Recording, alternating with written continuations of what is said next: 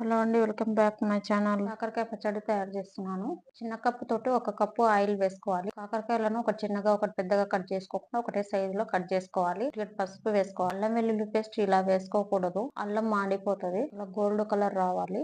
ఒక గిన్నెలో పక్కకు పెట్టుకున్నాను. అదే బండిలో 1/2 టీ స్పూన్ ఆవాలు, 1 టీ స్పూన్ జీలకర్ర, కాకరకాయ ముక్కల్లో పసుపు ఉప్పు మాత్రమే వేసి ఫ్రై చేసుకోవాలి. 5-6 మిరపకాయలు, లవంగాలు 5-6, యాలక్ గుండలు 2-3 వేసుకోవాలి.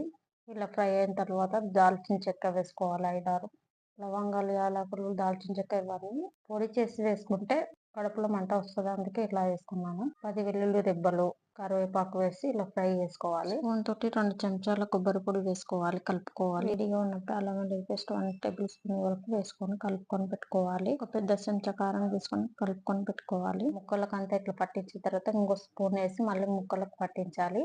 రెడీ.